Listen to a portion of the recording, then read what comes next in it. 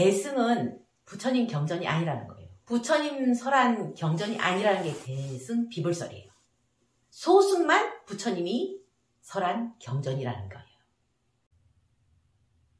근데 지금 초기불교만 부처님 말씀이라고 인정하는 그 사람들은 부처님 살아생전에 다른 많은 경전들을 얘기를 하셨는데 왜 그 이후의 말씀들은 인정을 안 하고 대승 비불론을 얘기를 하는지 그게 궁금합니다.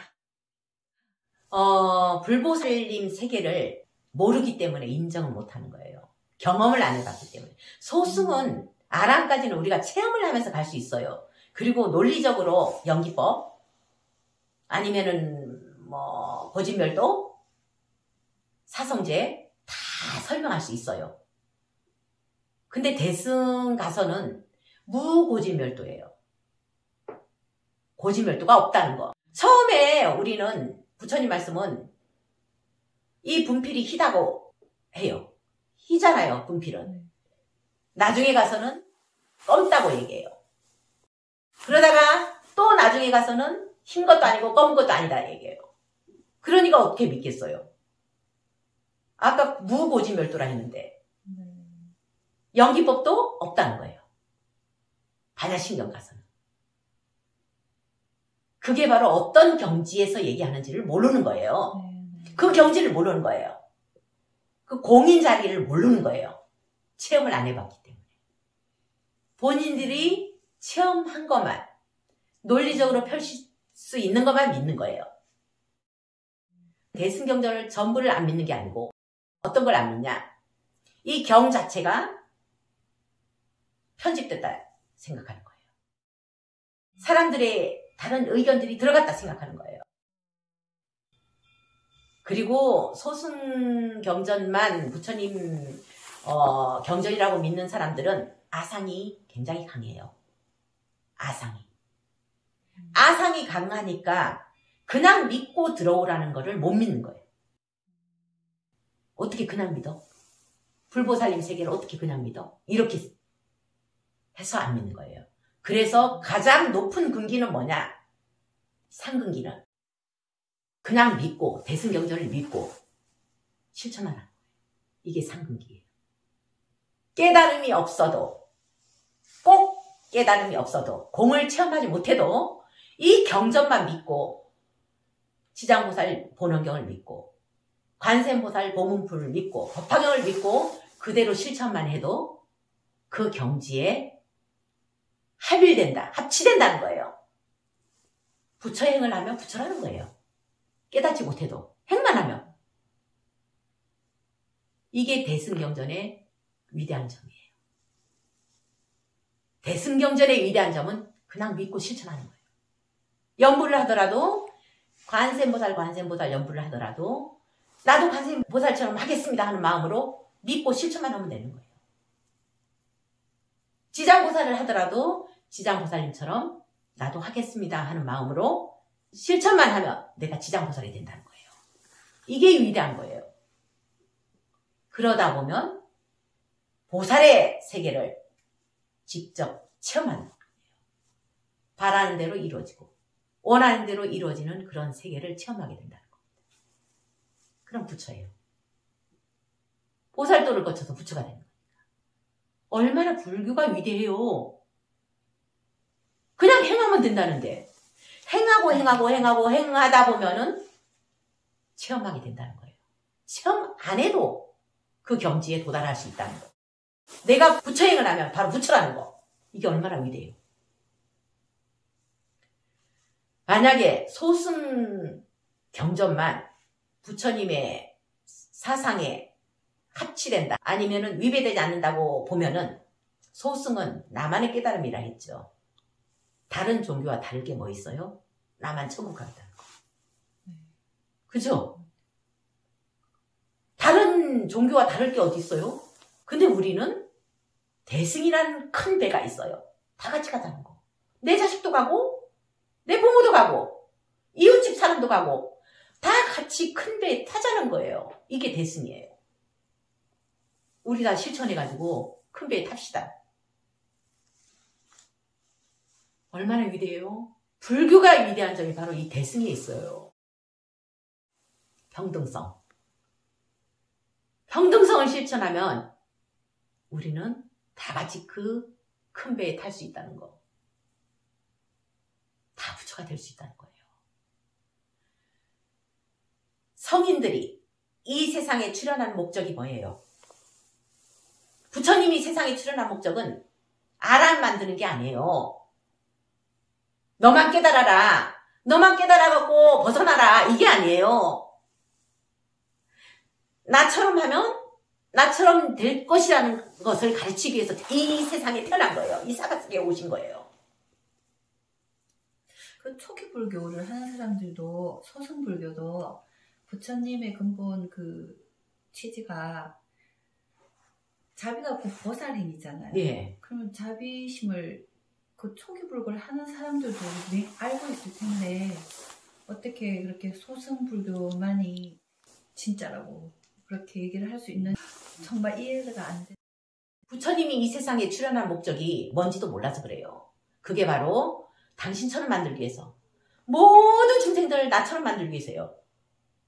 다 부처 만들기 위해서 출현한 거예요. 아람 만들기 위해서 출현한 거 아니에요. 부처 되는 길은 뭐라고 했어요? 보살행을 거쳐서 육바람을 통해서 부처가 되라고 했어요. 자, 여기에는 관세음보살, 지장보살이 주렁주렁 보석이 걸쳐져 있죠. 왜 보석이 걸쳐져 있어요? 이 보석 하나의 가치는 사바세계의 중생들을 구제한 그 가치예요. 수도 없이 걸쳐져 있잖아요. 이게 바로 세세생생 관세음보살을 행을 했다는 거예요. 중생구제를 했다는 거예요. 그래서 보석으로 표현된다고 해요. 보살이라는 거는. 그래서 극락세계는 보살로서 장엄된 세계이기 때문에 보석으로 칠보로 장엄됐다고 나와요. 그거는 바로 보살세계라는 거예요. 우리는 보살을 가면 무조건 극락왕생이에요. 연불 안 해도. 연불 하면서 실천 안 하는 것보다 실천하면서 극락왕생 오는 게 낫잖아요. 지금 당장 관세음보살처럼 하면은 극락왕생이에요. 부처님 보세요. 보석 있어요? 없어요? 없죠. 왜 보석이 하나도 없어요? 본래 자리에 계시기 때문에. 와, 보살님이 상근기예요. 본래 하나인 자리로 갔잖아요. 분별 없는 마음 자리, 분별이 떨어진 그 자리에서는, 그 공인 자리에서는 내가 중생 구제를 했다는 그 생각도 없어요. 부처와 중생이라는 그런 분별도 없어요. 그러니까 보석 하나도 없잖아요. 엄청나게 걸쳐야 되는데 보석 하나도 없죠. 그 자리로 가신 거예요. 우주와 하나가 될 자리. 우주에 있는 모든 존재는 나 아닌 게 없어요. 그러니까 하나도 없잖아요. 한 몸에서 어떻게 누구를 구제해요? 구제할 사람이 어디 있어요? 다 부처인데? 다 내와 한 몸인데? 어떻게 구제한 중생이 있어요? 그래서 완전한 그 자리로 갔다는 거를 하나도 걸치지 않는 그 상태로 표현된 거예요. 신기하죠? 왜 부처님은 구슬이 하나도 없지? 보석이 하나도 없지? 몰랐죠. 바로 그렇게 설명할 수 있어요. 법화경 하다 보면은 보석이 어떤 뜻인지를 알게 돼요. 초기 불교 하시는 분들 참 안타깝네요, 진짜. 우리 불자들은, 부처님 말씀을 따르는 불자들은 헤매고 다니지 말아야 돼요. 이런 기준이 없으니까 부처님 말씀의 핵심을 모르니까 헤매는 거예요. 이 말에 솔깃, 저 말에 솔깃. 그러다 안 되면 무당한테 빠지고. 헤매지 말라고 제가 이 공부를 하는 거예요. 부처님의 출현 목적. 이 세상에 나온 목적은, 모든 부처님들의 출현 목적은 바로 모든 중생들을 당신처럼 만들기 위해서예요. 이것만 잊지 마세요. 당신처럼 만들기 위해서 출현했다는 거예요. 그럼 우리는 보살의 경지를 못 믿으면 대승경전에 들어올 수가 없어요. 그냥 믿고 실천하세요. 그냥 믿고 하면은 나도 부처님 경지와 똑같다는 거. 꼭 깨닫지 못해도 실천만 하면 된다는 거 얼마나 좋습니까? 헤매지 말고 바라는 마음 없이 보시하고 내 입장을 비우고 항상 상대방 입장부터 생각하게 되면 부처님 말씀대로 행하는 거예요. 원래 부처라 했어요. 지금도 부처고 원래 부처고. 그런데 우리는 내 부처 마음을 못 보는 거예요. 뭐에 가려서? 업에 가려서. 아까처럼 소승을 주장하는 분들, 그것만이 부처님 경전이라고 주장하는 분들은 업이 두꺼워서 그래요. 업이 두꺼우니까 여기에 귀 솔깃, 여기에 솔깃 헤매는 거예요. 업이 두껍지 않은 사람들은, 상근기들은 어떻게 하냐? 그냥 대승경전을 믿어요. 믿고 행해버려요. 안 헷갈려요. 이렇게 실천하면 된대. 이것만 믿고 그냥 나가는 거예요. 어떤 말도 안 들어요. 오직 그것만.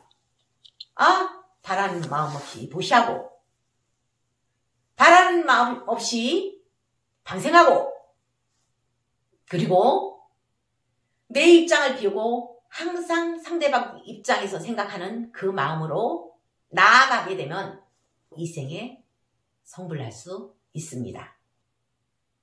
우리 실천합시다. 실천해서 다 부처됩시다. 감사합니다.